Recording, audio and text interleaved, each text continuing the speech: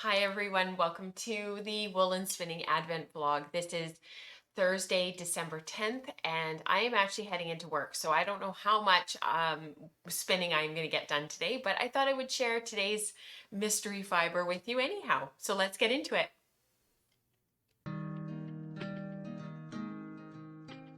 So I'm probably going to get questions about the sweater that I'm wearing. If for those of you who don't watch the show regularly or maybe haven't seen the show since I talked about this sweater, I knit this back in the summer while we were in Tumbler Ridge, British Columbia, which is about 14 hours north of us. Actually, more like 12 hours north of us. Anyways, it's one of our favorite places to go and visit. We absolutely love it out at Willam Lake. And this is Pink Velvet by Andrea Mowry. So I didn't knit this in hand spun. It's out of commercial yarn. I was stash busting. This is Jameson Spindrift and some Shetland New England. So I will link to my project page so that you guys can check this out. Kingdom Fleece and Fiberworks day number 10 of my spinning advent calendar. Let's see where we're at. I actually did get 2 of my singles spun for December 6th and 7th yesterday, and I will show some video here of what I ended up doing. I talked to the girls in Queries and Explorations on Saturday, and they were sharing with me what they were doing with their spinning advent calendars, and I sort of went, oh yeah, right, of course, duh. So what I'm actually doing now, I'm still spinning off the distaff, I'm still spinning the same way, but I'm actually spinning all of the singles to the bobbin. And once I get about 3 or 4 of the singles spun, I'm just winding them into center pull balls and plying them. So I've got multiple yarns to ply all at once, and it is a little bit faster and just a little bit more efficient.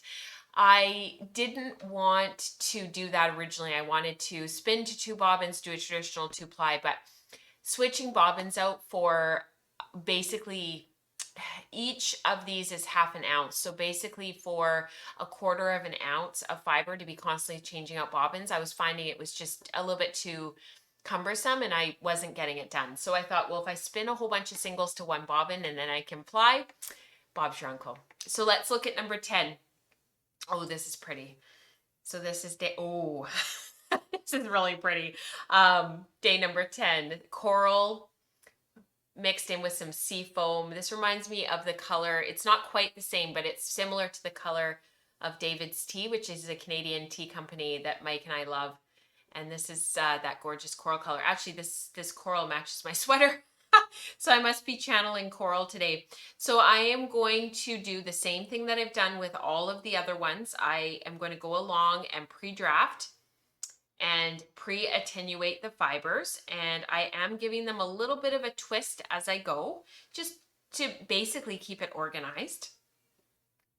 And as I go along, I will eventually have a whole bundle of fiber that is prepped and ready to go. And once it is pre-drafted all the way down the whole half ounce, I just dropped my bundle, then I will load it onto my distaff. So I will share some video either today, probably tomorrow, of what it looks like to load the distaff. And I had shown it before, but I don't mind doing that again and showing you again. And I also am including some video today of me sewing up my headband. So the headband is done.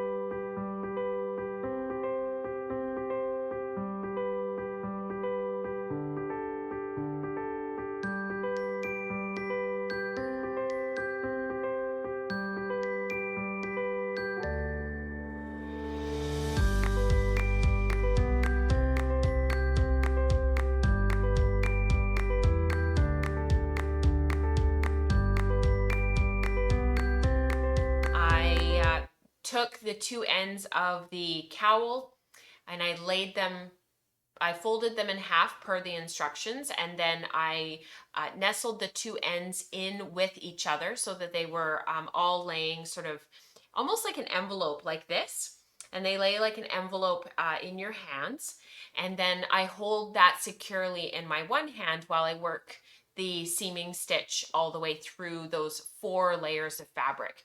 And I do pull quite tight so that the finished headband is secure and holds together really well. I actually have the headband here finished, and I will show it to you on. So I did knit it a little bit wider than my other one because my mom has a lot of hair, which is not surprising because I have a ton of hair too. But this is it finished. So this is what it looks like. Isn't that fantastic? Now I want one. I keep saying everything I make for other people, I'm always like, oh, I want that now. So this is, my mom will probably wear it like this. My mom has quite short hair. I'm hoping I can get some photos of her with it modeled. Nora really likes to wear it because she's been wearing the Halloween one. She really likes to wear it with her hair that it's like pinned up into a ponytail, and I don't have a headband, like a hair tie right here handy, but she pulls it into a ponytail. Oh, this is off centered. Isn't that cute when you put it off center, the twist?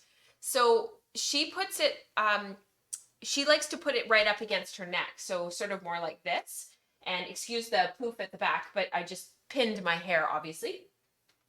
And she really likes to wear it like that. And I think it's because she really likes the brim of it touching her neck, and then she can really pull it right down over her ears. So that is how she likes to wear it. So super fun.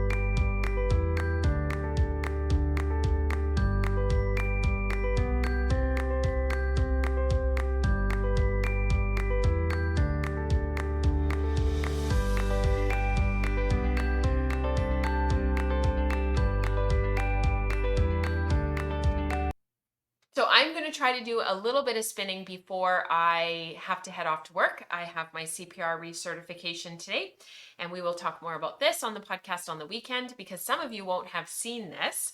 And I'm hoping to do a little bit of knitting this afternoon. I'm going to pick up the kids at my mom's place, and then they've got tutoring. So I am finally making some really good progress on my poet sweater.